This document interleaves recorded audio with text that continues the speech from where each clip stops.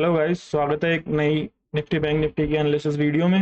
Video की length थोड़ी बड़ी होगी क्योंकि आज कुछ ज़्यादा ही बातें करनी होगी क्योंकि फेड के इवेंट थे। आपके परसों भी पोवेल साहब की स्पीच थी, कल फेड मिनट्स आए थे, तो उनके बारे में बात करेंगे। यूएस के फ्यूचर्स कैसे चल रहे हैं क्योंकि कल की उनकी हॉलीडे था, इंडिपेंडेंस डे था, तो जो फेड मिनट्स की जो इफेक्ट था वो मार्केट पे आज कहीं ना कहीं देखने को मिलेगा मेरे को। और आज फ्राइडे भी है, कल 2 दिन की छुट्टी भी है, तो उसकी वजह से आज ही मूवमेंट होने के चांसेस हैं। मंडे को मेरा क्या मंडे के लिए मेरा क्या व्यू है वो भी मैं बताऊंगा।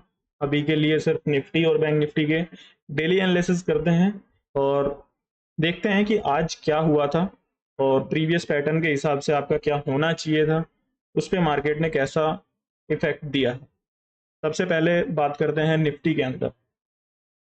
निफ्टी का बेसिकली आप यहाँ पे ये जो रेंज देखोगे, अपवर्ड की तरफ जो रेंज थी, इस चैनल का जब ब्रेकआउट आया था, एक रेंज में मार्केट ने काम किया था, उस रेंज का ब्रेकआउट आया था और उसके टारगेट मोटा मोटी 250 से लेके 300 के थे डेली टाइम फ्रेम पे, जो कि मेरा अचीव भी हुआ।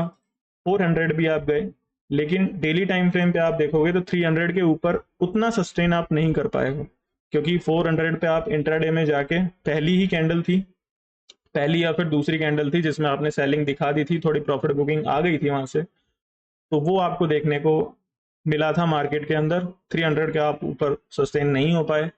उसके बाद मार्केट ने आज कहीं ना कहीं जो HDFC बैंक है, बेसिकली मार्केट को यहाँ तक लाने के लिए कुछ कुछ सेक्टर्स आए थे। सबसे पहले रिलायंस आया था, रिलायंस के बाद आपका HDFC बैंक आया था, कल थोड़ा थोड़ा IT ने भी कंट्रीब्यूट किया था। आज फिर दोबारा HDFC बैंक को थोड़ा नीचे लाया गया पिछले 2 दिनों से, और साथ ही के साथ में आज फिर रिलायंस को चला दिया। तो और कुछ PSU बैंक था, SBI भी था, जो मार्केट को चलाने के लिए ड्राइवर थे मार्केट के। अब देखते हैं निफ्टी ने डेली टाइम फ्रेम पे क्या किया। अपवर्ड की जो चैनल था, उसकी जो टॉप की ट्रेंड लाइन थी, वहां से मार्केट ने सपोर्ट लिए डेली टाइम फ्रेम पे। अच्छी बात है क्योंकि ब्रेकआउट के बाद एक सपोर्ट लेना अच्छा था और टॉप के जो टारगेट थे वो भी हिट हो चुके थे। उसके बाद आपकी प्रॉफिट बुकिंग आई, एक गैप अप हुआ और मार्केट ने कहीं ना कहीं ऊपर की ट्रेंड लाइन है उसको टच किया, वहां से एक सपोर्ट आए।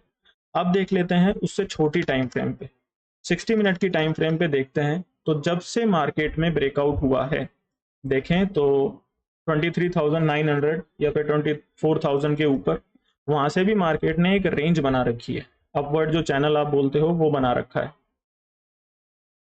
टॉप लगा, उसके बाद बॉटम, फिर टॉप, फिर bottom, higher high higher low आपको देखने को मिलेंगे। फिर जो परसों का जो दिन था वो पूरा आपका रेंज में निकाला। कल के लिए आपने क्लोजिंग, थोड़ा पहली कैंडल थी उसने गैप अप आप ऊपर दिए, लेकिन 400 से रिजेक्शन लेके दोबारा आप चैनल के अंदर आए। तो आज कहीं ना कहीं ये एक्सपेक्टेड था कि ओपनिंग आपकी बॉटम की तरफ होगी, या तो ओपनिंग आपकी बॉटम की तरफ हो या फिर आप थोड़ा सा फ्लैट खुल के और फिर थोड़ा नीचे जाओ, क्योंकि बॉटम की ट्रेंड लाइन को टेस्ट भी करना था। बॉटम की ट्रेंड लाइन को टेस्ट हुआ। अब कहीं ना कहीं अगर बॉटम की ट्रेंड लाइन टेस्ट हुई है तो उसके बाद आपकी टॉप की ट्रेंड लाइन भी टेस्ट होगी और वो ब्रेकआउट मेरा बड़ा होगा जो 24,400 के ऊपर होगा। इससे और छोटी टाइम फ्रेम पे देख लेते हैं, 15 मिनट की टाइम फ्रेम पे। 15 मिनट की टाइम फ्रेम पे देखोगे तो ये मैं थोड़ा हटा देता हूँ, उसके बाद आपको समझ में आएगा। 15 मिनट की टाइम फ्रेम पे आप देखोगे तो यहाँ पे एक रेंज थी जो थी मेरी 24,200 और 24,000 के आसपास। ये 200 पॉइंट की रेंज थी। 200 पॉइंट की रेंज का जब ब्रेकआउट आया, गैप अप में ही आ गया था। पूरे दिन आपने कंसोलिडेशन किया और आज परसों कल उसके टारगेट भी दे दिए। अब इस स्विंग से लेके अगर टॉप का स्विंग मैं मिलाता हूँ तो ये मेरा रिट्रेसमेंट पैटर्न है, फिबोनाची जो हम लगाते हैं। आज मार्केट ने ओपनिंग दी और 61.8%, जो कि आपका गोल्डन एरिया होता है, 68.1% से लेके 50%, ये जो आपका गोल्डन एरिया होता है वहां पे एक कंसोलिडेशन किया। आप यहाँ पे पैटर्न देखोगे तो रेड ग्रीन रेड ग्रीन। अब जैसे ही मार्केट ने वो तोड़ा ग्रीन के साथ, अगर एक और रेड आती और उसके बाद रेड आता तो मैं यहाँ पे सेलिंग भी करता, लेकिन ये पैटर्न जैसे ही टूटे और लगा कि भाई मार्केट ऊपर जाने वाला है, तो थोड़ा मार्केट ने बाउंस दिखाया, उसके बाद दोबारा आप नीचे आए और कहीं ना कहीं उसी जोन से दोबारा सपोर्ट लेके 3 PM कैंडल में मार्केट को उड़ा दिया। अब कहाँ तक के टारगेट थे वो भी मेरा फिबोनाची एक्सटेंशन से पता चल जाएगा। टारगेट जो मेरे मोटे मोटे थे वो थे 380 तक, जहाँ पे मार्केट ने आज हाई जो लगाया है वो है 363 का। 20 पॉइंट आपके रहे हैं, तो 20 पॉइंट तो आप बफर जोन भी मान सकते हो। जो आज मार्केट में हुआ है यही हुआ है। अब आगे क्या हो सकता है, ठीक है। और कहीं आज आप देखोगे तो मार्केट में थोड़ा ऑपरेटर लग रहा था कि बैठा हुआ है, क्योंकि हाँ सबने सोच के बैठे थे कि सुबह सुबह एक डब्ल्यू पैटर्न लगा, उसके टारगेट भी है, यहाँ से थोड़ी प्रॉफिट बुकिंग होगी। मार्केट ने थोड़ा प्रॉफिट बुकिंग भी दिखाया, लेकिन जो ब्रेकआउट था आपका 230 का, वहां से सपोर्ट लेके मार्केट ने फिर दोबारा थोड़ी बाइंग दिखाई। अब ऐसे सिनेरियो में क्या होता है कि इसको प्रीवियस स्विंग कंसिडर किया जाता है, जो आपका 230 का था। मार्केट ने अगर ऊपर जाना था ना, तो अगर स्टेबल तरीके से ऊपर जाना था तो इस स्विंग को टच करना ही नहीं था। मार्केट यहीं कहीं से 250 या फिर 255 से सपोर्ट लेके गैप अप आप पूरा कर देते हैं, जो गैप अप था उसको आप पूरा फिल कर देते हैं, स्टेबल था। आज मार्केट ने कहीं ना कहीं यहाँ पे लोगों को फंसाया, ब्रेकडाउन दिया, ब्रेकडाउन के बाद थोड़ा बाउंस भी दिखाया और बाउंस के बाद फिर ब्रेकडाउन दिया। तो ये कहीं ना कहीं मेरा ऑपरेटर का गेम था, जहाँ पे लोग फंसे थे। हम भी फंसे थे, हमने भी थोड़ा शॉर्ट किया था, लेकिन फिर 3 PM कैंडल में जो मार्केट ने शॉर्ट कवरिंग दिखाई, सबके एसएल खाए और मार्केट ऊपर। ये था आज का एनालिसिस जो मार्केट में हुआ है, और आगे जो होगा वो भी आगे देख लेंगे। और सीधा सीधा आपको मैं कहूँगा ये देखी ही नहीं है, बहुत दिनों बाद हमने 3 PM कैंडल में 80 पॉइंट्स या फिर 100 पॉइंट्स की कैंडल देखी है। आती ही नहीं है, इस पूरी रेंज में आई कहाँ है। और 3 PM कैंडल तो छोड़ो, कोई कैंडल आई नहीं है आपकी। और यहाँ पे जो ये शॉर्ट कवरिंग दिखाई, शॉर्ट्स बेयर्स को फंसा के, वो बहुत बहुत बहुत तगड़ी थी। अब दूसरी बात कर लेते हैं हम बैंक निफ्टी की। तो बैंक निफ्टी में ज़्यादा सोचने की ज़रूरत है नहीं। आपका डेली टाइम फ्रेम पे एक रेंज दिखाई दे रहा है, उस रेंज को फॉलो करिए। बॉटम पे सपोर्ट है 53,000, बॉटम पे सपोर्ट है 52,200 250 के। ऊपर के जो रिजेक्शन है टॉप पे वो आपके दिखेंगे 53,300 और 250 के। बस यही है मोटा मोटी, और कुछ नहीं कर सकते। 1100 के आसपास आपका रेंज है। अगर टॉप पे टूटता है तो उसी को ऐड करके नेक्स्ट टारगेट, बॉटम पे टूटता है तो उसी को ऐड करके बॉटम के टारगेट, बस यही कर सकते हो आप। बीच का मिडिल पॉइंट अगर आपको लेना है तो वो आप ले सकते हो 52,850 का। 850 के ऊपर अगर आप निकलते हो बाइंग कर सकते हो 250 300 के टारगेट के लिए, और 850 के नीचे आप जाते हो तो वहां पे आप सेल कर सकते हो। टारगेट आपके के लगभग लगभग आएंगे 400 से लेके 300, क्योंकि 300 से लेके 200 तक आप जो जोन है उसको एज अ बफर जोन मान लीजिए, क्योंकि वहां पे कहीं ना कहीं सपोर्ट पड़े हैं। और वहां पे अगर आप पोजीशंस को होल्ड करेंगे, एक ब्रेकडाउन का वेट ना करके अगर पहले आप एंट्री कर लेंगे, या फिर आपने टॉप पे सेल किया है, बॉटम पे आपने बाय नहीं किया, तो मार्केट कब ऊपर निकल जाएगा पता नहीं चलेगा और आपके एसएल ले लेगा। तो इससे अच्छा है कि बॉटम के 100 पॉइंट आप छोड़ दो, टॉप के 100 पॉइंट आप छोड़ दो, बीच में ट्रेड करो। 850 एक मिडिल पॉइंट रखो, 850 के ऊपर अगर आप जाते हो बाइंग, 850 के नीचे आप जाते हो सेल। और मार्केट ने कल भी देखो तो वही पॉइंट था, 850 के आसपास ही आपके सपोर्ट आए थे, और आज भी कहीं ना कहीं ब्रेकडाउन 850 का ही था। और पूरा दिन लगा मार्केट को 850 टच करने में, लेकिन वो हुआ भी नहीं है। अगर 850 के ऊपर आप निकलते हो, छोटे लेवल्स आपको जानना है तो उसमें सीधे सीधे यही है कि 850 के ऊपर अगर निकलते हो 53,000 के टारगेट, 53,000 के ऊपर कहीं ना कहीं ये गैप फिलअप हो जाएगा, जो होगा आपका 150 से लेके 200 तक। अब 200 से लेके 300 तक आप एक बफर जोन मान सकते हो, उसका ब्रेकआउट होता है, नेक्स्ट टारगेट आपके ओपनिंग हो जाएंगे। और यहाँ पे अगर आप देखते हो 850 के नीचे हो सेल कर सकते हो। 850 के नीचे टारगेट आपके सबसे पहले 600 के टारगेट 350 के, और 350 से लेके 250 तक, या फिर मैं बोलूँ 600 के नीचे 300 के टारगेट और 300 से लेके 200 तक एक बफर जोन आप यहाँ पे मान के चल सकते हो। रेंज आपकी फिक्स है, टॉप पे टूटे बाइंग, बॉटम पे टूटे सेलिंग। अगर 200 का पॉइंट चला जाता है तो वहां पे लगभग लगभग आपको 1000 पॉइंट की सेलिंग और देखने को मिल जाएगी, और वहां पे मेरा एम पैटर्न भी बन जाएगा जो कि बोलते हैं हम डबल टॉप। डबल टॉप भी देखने को मिल जाएगा अगर आर्ली टाइम फ्रेम पे देखें, और प्रीवियस जो पोलन फ्लैग थे उसके टारगेट भी आपके लगभग लगभग हिट हो चुके हैं। ब्रेकडाउन पॉइंट यही है 200 का, 200 के नीचे सेलिंग, 200 के ऊपर जब तक आप हो एक रेंज में हो, और रेंज में यही है मिडल लाइन आपकी आएगी 850 पे, 850 के ऊपर बाइंग, 850 के नीचे सेलिंग। ये बात आप याद रखना, 850 को अगर नीचे से क्रॉस करे तो वहां पे बाय करना, और ऊपर से क्रॉस करे, ऊपर से नीचे की तरफ आए 850 के तो वहां पे सेल करना। ये नहीं करना कि 850 के नीचे सस्टेन कर रहे हो सेल कर दो, वो मत करना, क्योंकि वहां पे अगर 850 टूटता है तो आपके एसएल भी खा जाएंगे। वो एक पॉइंट को आप याद रखो, वहां से बाउंस भी आएंगे, रिजेक्शन भी आएंगे, दोनों चीज होगी आज। फिर अगर बात कर लेते हैं हम दूसरा कि भाई आपकी मूवमेंट आएगी कैसे, तो वो आएगी आपकी सीधा सीधा यूएस से, क्योंकि यूएस में फेड मिनट्स हैं, आपके इवेंट हैं, कल की छुट्टी थी तो आज कुछ मोमेंट आएगा। लेकिन पोयल साहब ने स्पीच में बोला था कि रेट कट हम कर देंगे और कोई दिक्कत वाली बात है नहीं, इन्फ्लेशन नीचे जा रही है, लेकिन टारगेट हमारे अभी भी 2% के हैं। और कल तो उन्होंने साफ साफ बोल दिया था कि अभी रेट कट के लिए हम नहीं तैयार। जो फ्लिप हुए थे वो बहुत बहुत बहुत अच्छे हुए थे। तो उसकी वजह से अगर निफ्टी में मोमेंट आता है तो वो अब कहीं ना कहीं आपका यूएस की वजह से आएगा, और बजट रैली आपकी चल जाएगी।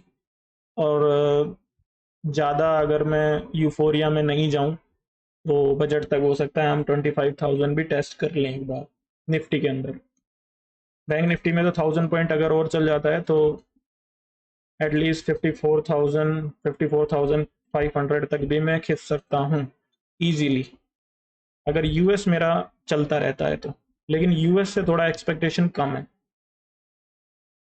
ये भी आपका होना चाहिए कि नेस्डेक तो देखोगे तो नेस्डेक में तो प्योरली आपके सारे आईटी कंपनीज हैं, और आईटी कंपनी में आपका टेस्ला, एनवीडिया, एप्पल, ये जो थे इन्होंने बहुत अच्छी बाइंग दिखाई थी नेस्डेक के अंदर। कल की छुट्टी थी, कुछ ज़्यादा हुआ नहीं, डोजी लगा था। और नेस्डेक में जो टारगेट हमने निकाल रखे थे वो थे जब आप 19,000 के ऊपर निकले थे, ब्रेकआउट जो हुआ था वहाँ से अगर मैं बाइंग आपकी कैलकुलेट करता हूँ, ये मेरा पोलन फ्लैग एक यहाँ पे बन जाएगा, और इतनी ही पोजीशन, इतनी ही रेंज अगर मैं ऊपर की तरफ देखता हूँ, मूवमेंट अगर देखता हूँ, तो मेरे टारगेट यहाँ पे नेस्डेक में 600 के निकल के आ रहे हैं इजीली। पैटर्न तो हमारे बोल रहे हैं ये 600 के टारगेट। डाउ जोन्स में देखते हैं तो डाउ जोन्स में पहले भी यही बताया था कि 39,000 का जब तक ब्रेकडाउन नहीं होता है आप ऊपर ही बने रहोगे। वही है मिडिल लाइन, यहाँ भी वही है कि जैसा बैंक निफ्टी के अंदर 850 है वैसा ही यहाँ पे है 39,000। एक रेंज अगर आपको बनानी है तो आप ये बना सकते हो, एक राइजिंग वेज है। राइजिंग वेज मत बोलो इसको, कह दो आप ट्रायंगल बोल दो, क्योंकि राइजिंग वेज सेलिंग के बाद बनता है, टॉप पे ऐसे नहीं बनता है, और अगर ऐसा बन भी जाता है तो वैलिड होता नहीं। डेक्स देखें तो उसका तो ब्रेकआउट हो चुका था। आर्ली टाइम फ्रेम पे अगर आप देखोगे टॉप से जो ट्रेंड लाइन चल के आ रही है वो आ रही है सीधा सीधा ब्रेकआउट के बाद जो बाइंग आनी थी वो आपकी आ चुकी है, और टारगेट जो टॉप के हैं वो 19,000 के हैं, लगभग लगभग 200 पॉइंट और खींच सकते हो डेक्स के अंदर। अब यूएस की बात हो गई, निफ्टी की बात हो गई, अब फेड इवेंट की बात करते हैं। फेड इवेंट में परसों आपकी स्पीच थी, कल फेड इवेंट्स थे, कल आपकी हॉलीडे था यूएस के अंदर, तो उसकी वजह से इतना मूवमेंट आ नहीं पाया, क्योंकि कुछ काम तो किया नहीं, और आज कहीं ना कहीं वो इफेक्ट देखने को मिलेगा। और अगर वो इफेक्ट हिट करता है तो वो डाउ जोन्स को ज़्यादा करेगा, क्योंकि डाउ देखोगे तो डाउ में लगभग लगभग आपकी दो तरह की कंपनियां होती हैं, एक तो ऑयल की और एक बैंकिंग की। ऑयल आपके क्रूड ऑयल अच्छा कर रहा था तो डाउ को थोड़ा ऊपर खींच दिया गया, लेकिन अब बैंकिंग पे क्या हिट होता है वहाँ की, क्योंकि वहाँ पे आपका भाई इन्फ्लेशन तो छोड़ो, इंटरेस्ट रेट आपका 5.5% है, वहाँ पे आधा परसेंट से ऊपर जाते हैं तो लोग रोने लग जाते हैं। यूएस की कहानी ये है अगर आप हिस्ट्री देखोगे उसकी। लेकिन वो अभी फेड को ऐसा लग रहा है कि बस हम ही हैं, इसलिए वजह से और वहाँ की गवर्नमेंट भी काफ़ी बोल रही है कि एक रेट कट दे दो, लेकिन वो नहीं दे रहे। अब वो क्या सोच के बैठे हैं, कौन सा डाटा देखेंगे, ये तो भाई हमारी भी समझ से बाहर है। क्योंकि कहीं ना कहीं आपके जो वो इंटरेस्ट रेट की वजह से जो लोग हैं वो ही नहीं, आपकी जो गवर्नमेंट है वो भी हिट हो रही है। और अगर वो हिट होती है तो फिर हो सकता है कि पोवेल साहब को अगली बार टाटा बाय बाय भी कर दे। और देखो तो आप, वो भी है, यूके का जो पीएम है वो भी चेंज होगा, सुना की तरह वो दूसरा आ रहा है, कंजर्वेटिव पार्टी का है शायद, वो आ रहे हैं, तो उसका भी मोमेंट देखते हैं यूएस के ऊपर कैसा पड़ता है। तो वो देखना पड़ेगा। सारा का सारा जो फेड इवेंट तो यही है कि वो थोड़े नेगेटिव हैं मार्केट को लेके, रेट कट को लेके। तो हो सकता है कि यहाँ पे इतनी देर, क्योंकि अगर देखो आप ये चीज भी देख सकते हो डाउ के अंदर कि 39,000 का मेरा एक सपोर्ट था, 39,000 का मेरा एक सपोर्ट था, जहां से आपने सपोर्ट लिया, ब्रेकडाउन हुए, रीटेस्ट करके सेल आया, दोबारा उसी का ब्रेकआउट आया, एक अच्छी बाइंग आई, टॉप से रिजेक्शन लगा प्रीवियस टॉप से, और वहाँ कहीं ना कहीं 39,000 से सपोर्ट आया, ब्रेकडाउन आया, दोबारा आपका रीटेस्ट भी हुआ, फिर सेलिंग आई, फिर एक ब्रेकआउट आया। अब इस रेंज में इतनी स्पीड थी ना कि मार्केट को अभी तक यहाँ होना था 40,250 के आसपास, लेकिन मार्केट ऊपर जाने की जा ही नहीं रहा है। तो फिर कहीं ना कहीं यहाँ पे बायर्स को फंसाया जा रहा है, और हो सकता है कि आज के इवेंट में थोड़ी सेलिंग और करवा दे US 30 के हिसाब से।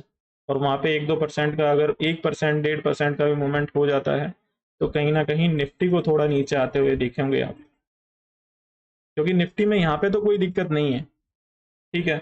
और अगर ब्रेकआउट मेरे 400 के आते हैं तो बजट रैली के हिसाब से आप 25,000 भी देख लोगे, कोई नई बात नहीं होगी आपकी। लेकिन यूएस जैसे चलता है वैसे निफ्टी को थोड़ा चलना होगा, क्योंकि न्यूज़ के ऊपर है।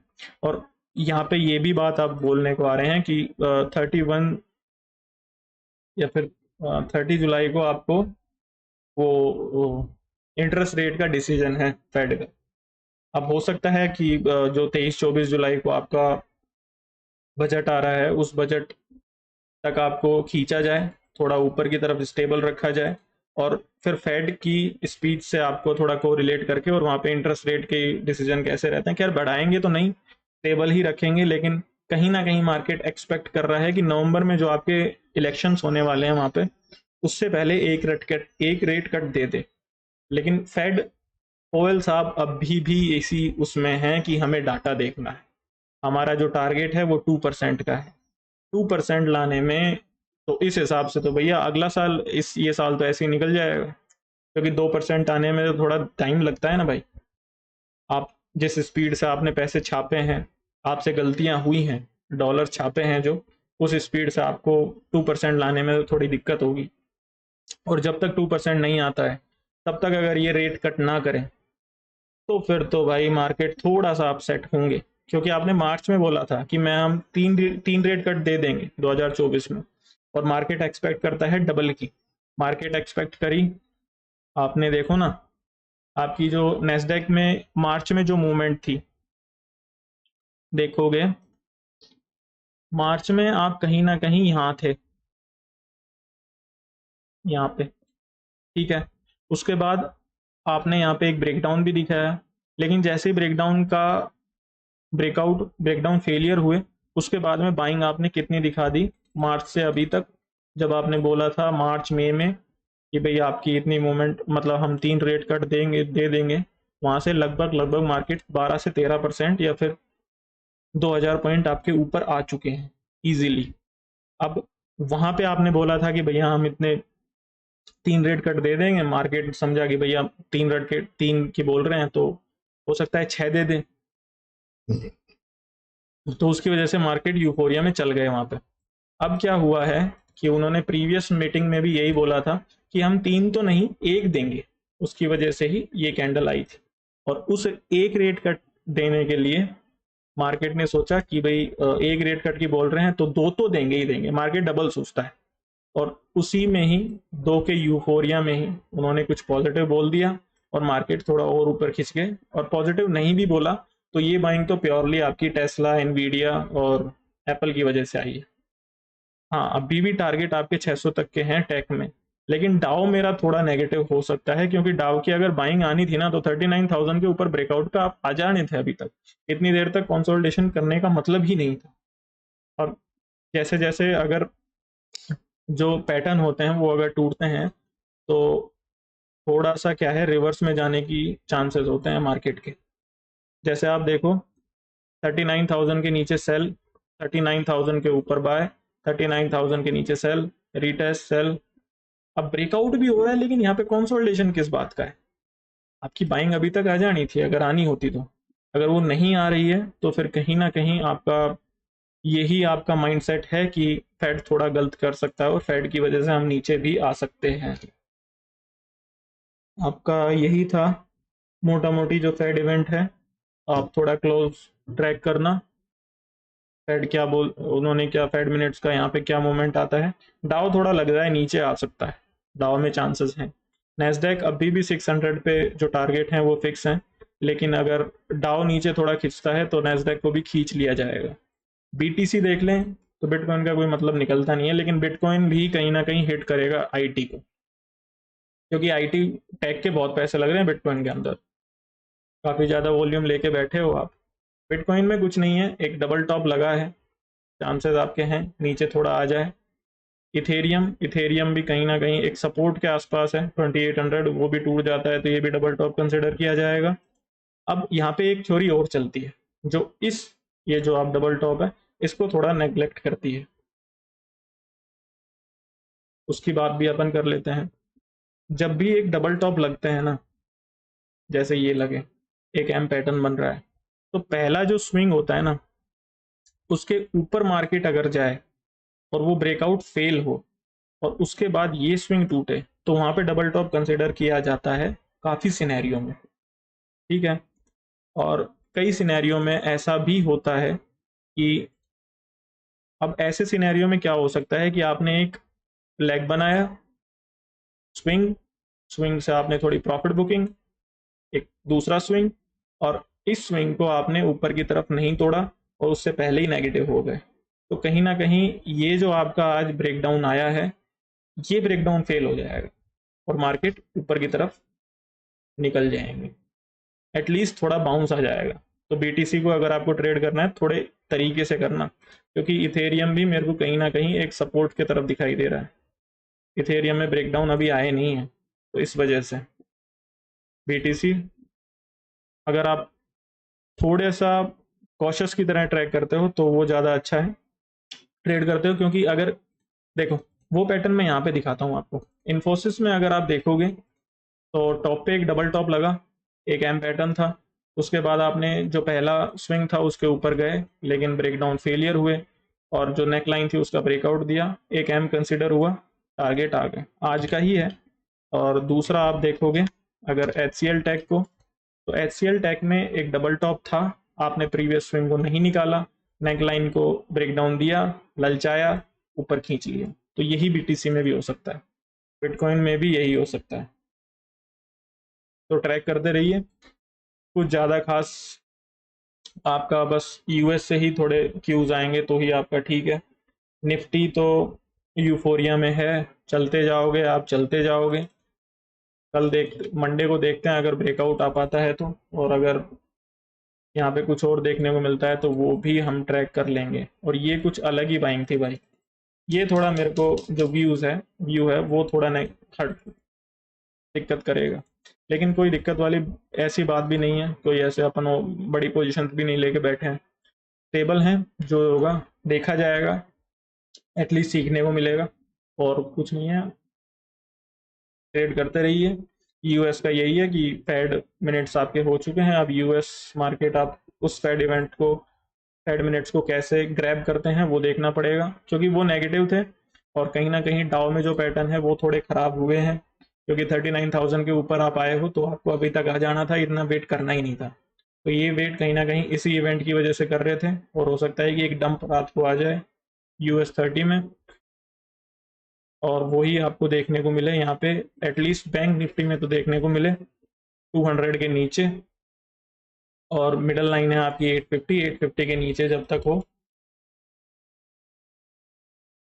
सेलिंग का सोच सकते हो, और 850 के ऊपर अगर आप आते हो तो थोड़ा बाइंग का सोच सकते हो। यही है, और कुछ खास आपका है नहीं। स्टॉक्स अगर हम देख लें, स्टॉक्स की चलो एक दूसरी वीडियो बना देंगे, क्योंकि ये ज़्यादा कुछ बड़ा हो चुका है।